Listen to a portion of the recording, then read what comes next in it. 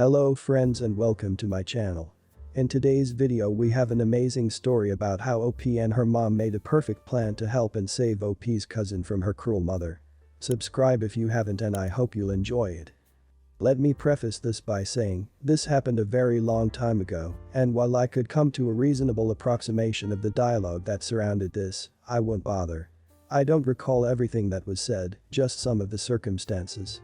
Okay, first off, I am a model railroader. Specifically, I model an O scale.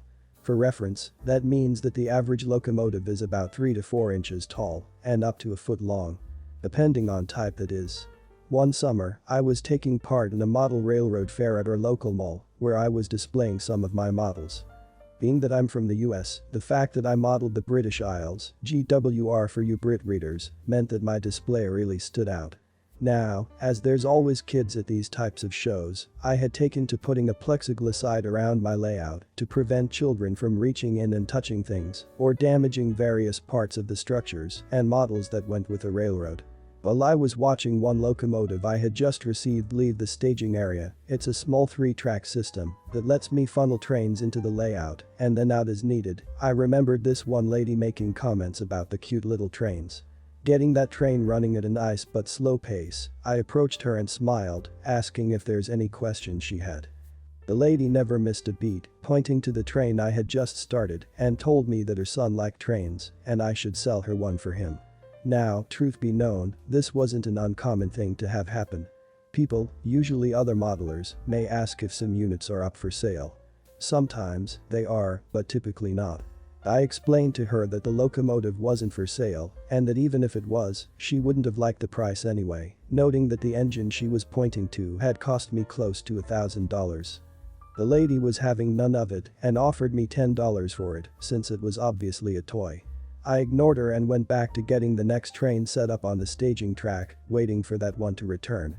As I do this, I hear an odd sound and look up just in time to see the lady picking the locomotive up off the track and moving to hand it to her kid.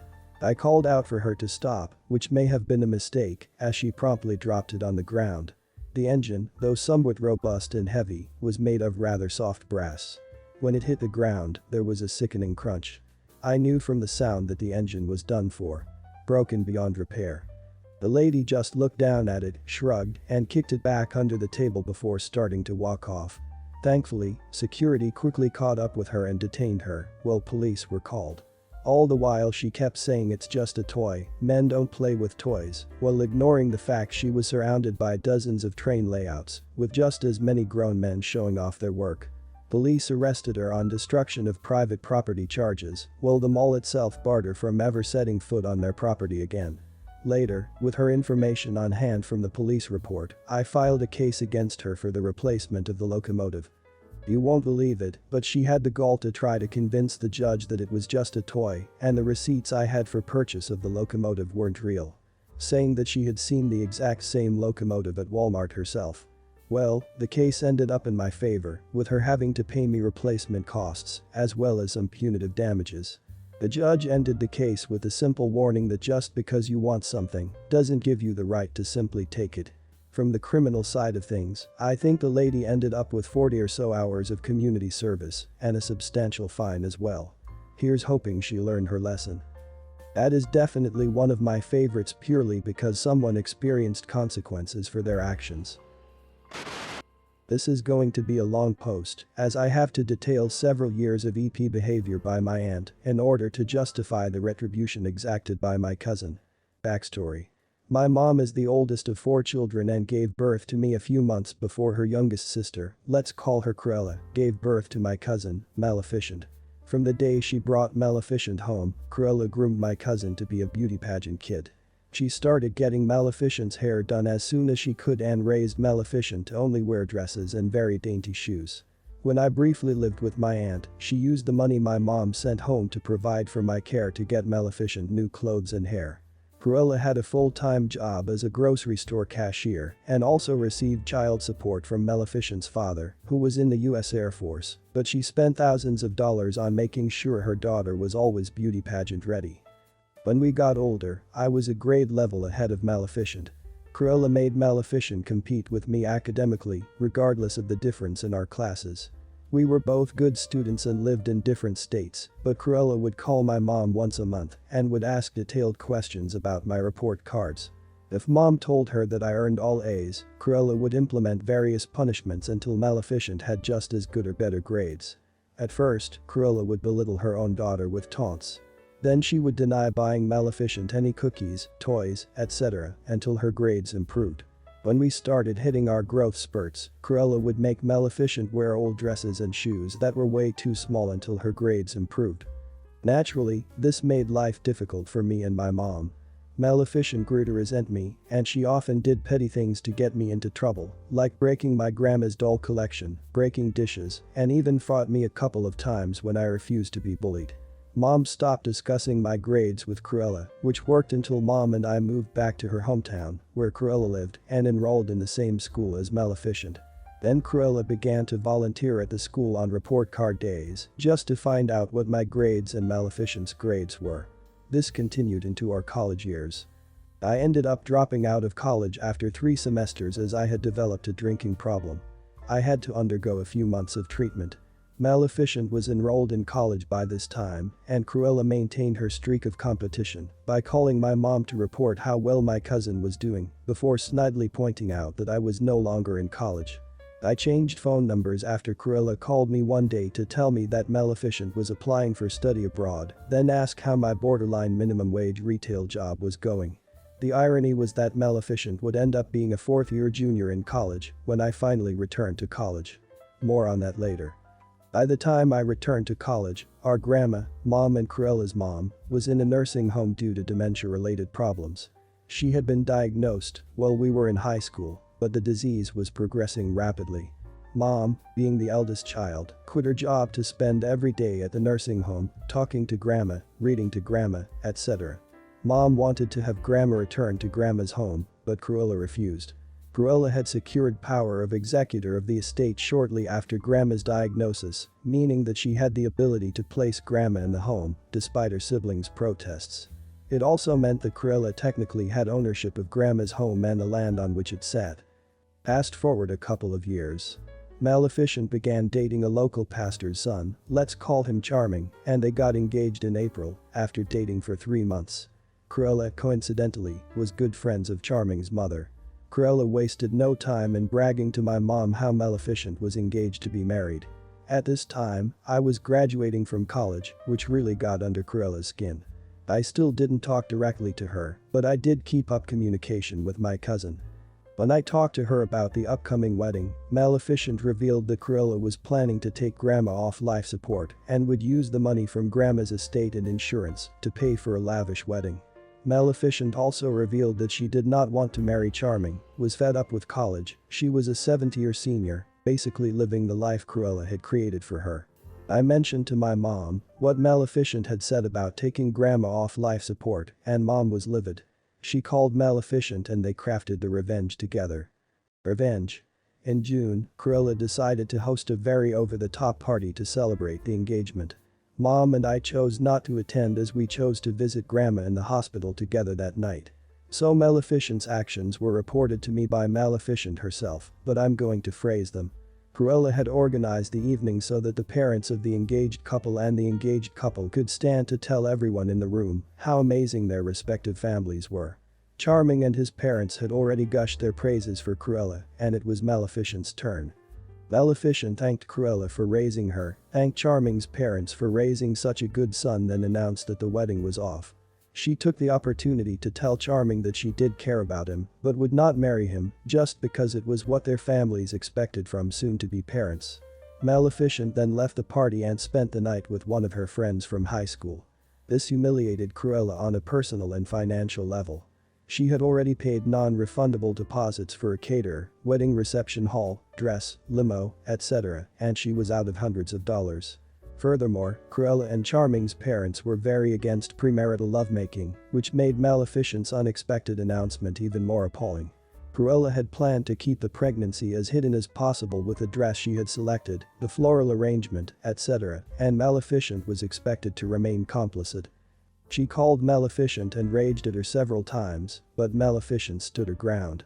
She returned the car Cruella had bought for her and informed Cruella that she was dropping out of college as well, which would leave Cruella thousands of dollars in debt on student loans.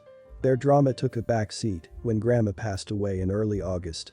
Maleficent had gotten a job in a corporate office by then and showed up to the funeral looking very happy and very pregnant. After the funeral, we had a reception and Cruella called Mom, me, Maleficent, and my uncle and other aunt into a room together to announce that she was going to sell Grandma's house and land and would split up Grandma's life insurance policy money as she saw fit. It was the expected announcement from her, and she phrased it as something Grandma would have wanted.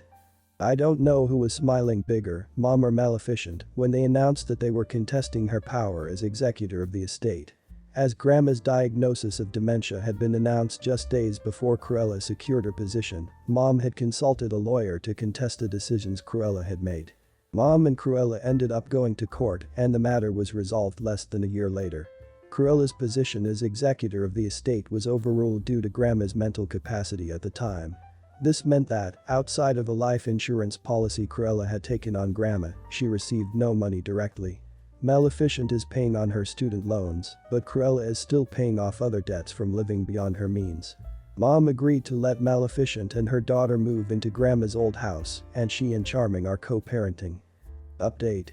I just want to let anyone who commented know that my cousin really appreciated the comments and feedback this post got.